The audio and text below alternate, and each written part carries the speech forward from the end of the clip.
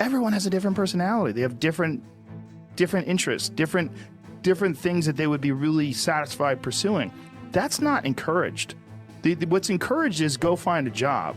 What's encouraged is go find some place that you can shove yourself into. Go find a square hole that you can stick your round peg and just jam it in there and shave down the top and the bottom so you slide in with all this extra space on the sides and feel like shit for the rest of your life because you need a job, because you're in debt, because you have credit cards, because you have student loans, because that's what everybody does. And so you do it too. That's what's wrong. What's wrong is that we don't give, it's like we let them figure it out on their own, and it fucking takes forever.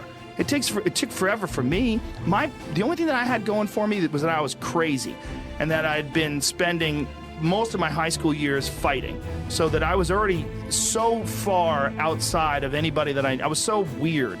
I didn't fit in anywhere. I was weird too. Isn't that funny? I didn't feel like I had a pot. I knew one thing. I couldn't work like a regular job. Like I had to figure out something else, because like there's the idea of, it was literally the idea of being in an office was like torture. The hinge point between what you just said is that you said, I couldn't stand this, I couldn't work the real job, I couldn't fit into this, so I did something, I had to find another way.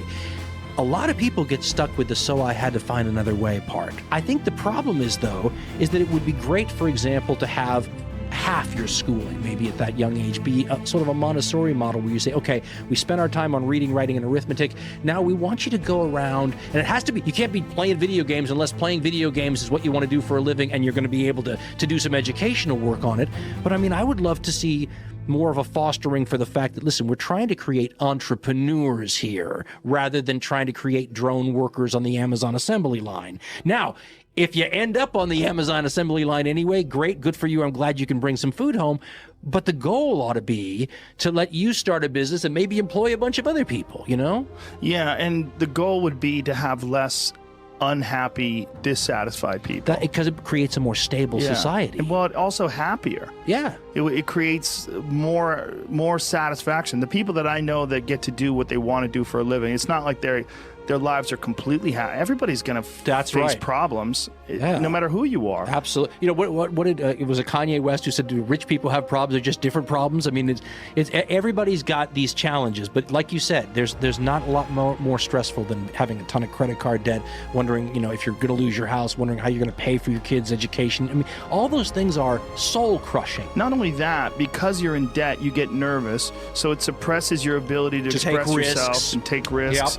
Because it's a cycle. You don't want to lose your gig. You don't want to, it's like, man, and you're tired. There's no way to live. You're tired. Yes. I mean, the one thing is, as you get older, I mean, it's funny because getting older is one of those things that you can only understand when you get there. So all through your life, you're going through these, God, isn't this the interesting part of being in your 30s or being in your 40s? So as I go into my 50s now, I'm sitting here going, energy is so under talked about. Yeah. You know, the ability to, like my buddy who wrote me and said, you know, I feel like I screwed up my life. I didn't take enough chances. I played it safe and now I'm so unhappy. He says, and I just can't motivate myself at 50 years old anymore, energy-wise, to start over. Energy is underrepresented. Well, tell that guy he's got to fix his health. I knew you were going to say that. That's what it is. Your health is your engine. Yeah, your health is literally the chassis, the tires, the brakes, the engine of your vehicle that you move through this life with. And too many people don't pay attention to it. The lack of energy is killer. And as you get older especially. It's not just that. It changes your ability to do things. If you don't have energy, not only will you not have the energy to pursue things, but you won't be able to do them the same way. If you have energy and enthusiasm and say like you're healthy and you want to write a book, you're going to have thoughts that'll come into your mind that won't come into your mind if you're exhausted. Agreed. And that's fucking huge. That's huge for anything you're trying to pursue, whether we're talking about furniture making, whether we're talking about being an author, whatever it is. Let's talk about ideas for a minute, because I think that's another one. When we talk about small businesses or starting as an entrepreneur, I'm one of those people that is not sure that we don't have a finite number of ideas to each of us, and all of them are valuable enough, even if they don't appear to be on the surface, to write down. Yeah. Right? As a matter of fact, I went to a business meeting a couple years ago with one of these TV guys I was just talking about, and we go to this business meeting, and we're all on our phones and whatever. And he pulls out an old-fashioned journal that you write in, and he just starts writing. And I looked at that and I thought, in one sense, he looks like a dinosaur, but I went out and bought one. And now it's crazy how often, all I do is write ideas in it. And a lot of them I look back on now and I go, okay, that's still stupid. But other ones I look back on and go, God, I didn't know what this idea meant at the time, but 5 years later, this idea is really it. I guess what I'm saying is that if you wanted to take almost like a religious view of it, God only gives you so many, write down and cherish the ideas. But there is something to that. Folks, what really is going to make you unique sometimes is the way your brain works differently than anyone's brain who's ever existed on the planet. That's valuable right there. Write down what comes out of the brain, because you capture those things. Yes, because if you don't capture them, they will slip away.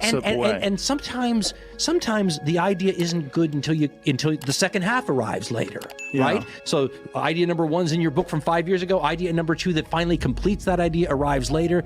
I mean, I had a friend who was so creative, and he said he gets the best ideas at night. So he just turns on the light at the side of the table, writes it down in the book, and by morning there's another idea down there. Yeah. And quantity has a quality all its own, and sometimes a book filled with interesting ideas out of your individual unique head will help you later on. So write them down. Yeah, you have There's no to. downside. I have an app on my phone where I can just, the Notes app. You ever use that? Sure. It has a little microphone. It's filled with stuff. I talk into that thing. I do too. And it dictates it really almost perfectly. So I'll have an idea and I'll just be driving down the road. I just press that button. I start talking into it and then I put it down. I got it. I got that one. I captured it. Think about people who had one fantastic idea in their life and built their whole life on it. Yeah. And you never know which idea that's going to be. And you know what? I was an improv. Again, you know more about this than I do, but I was a theater major for my first 2 years of college, and we did improv comedy.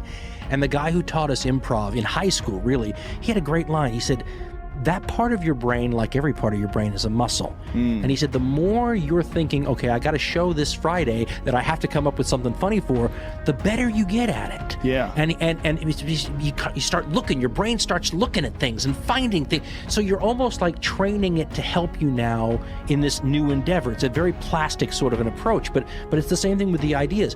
One idea in your little book that you wrote down could make your life, your child. I mean, if you're Henry Ford, I mean, how many people did you employ for decades afterwards because of a good idea? I mean, our world is built on those things. And also, like, the idea of having these ideas and the enthusiasm that comes from it, like, it starts to escalate and you start to calculate, like, oh, and I need more and I need this and maybe that, and then the motivation and the momentum of these ideas can lead to enthusiasm. And you attract other people who can add. And I mean, this is what we said about, like, you start your website and you just do it. Because things, once you push, the verb of living manages to create ripples in, get a little metaphysical here, but ripples in time in front of you that open up possibilities. And because someone may, if you only have one podcast listener, but that podcast listener is like, wow, that's great, and gets a hold of you, and your life goes off in another different direction. But you have to try. You have to try. Yeah, well, you don't have to. You could just drone on. But I would recommend not doing that. I would also suggest that you and I and everyone has an interest in not allowing people to drone on too much, because for the same reason I talked about we did a common sense show once called The Revenge of the Gangrenous Finger. And the idea was that, if you ignore people in your society that aren't doing well long enough, it's a little like saying, yes, my finger has gangrene, but it's the little one, so who the hell cares? But eventually, if you ignore it long enough, it'll poison your bloodstream and destroy the body itself. If you have enough people in soul-crushing situations who can't, a guy called me once on the radio when I was preaching revolution in the middle 1990s and said, you're an idiot. He said, you're an idiot because no one's going to face the bayonets as long as they have enough food in their bellies and they're doing halfway okay. But of course, the implication there is if they don't have food in their bellies and they're not doing okay, then all bets are off. We all have a vested interest in seeing that more of our countrymen do better, because it's better for the society as a whole, creates a better world for your kids, happier. I mean, there's so many. And the one thing about our system, people talk about patriotism all the time. But to me, the real patriotism is saying we've created a system here. It works this way. It encourages people to go do these things. So if the system's designed and set up for that, you ought to give it a try. You ought to just see. Yeah. You know? And the suggestion that I always give to people is write down things that you want to try to accomplish. Just write them down. Well, a guy said to me, he said, write the way you want your obituary to appear now. Sit down, write your obituary. He says, because that'll show you how far off your goals you are. Well, here's a better one. Pretend there's a documentary crew filming your success story, and they're following you around right now. What would you do?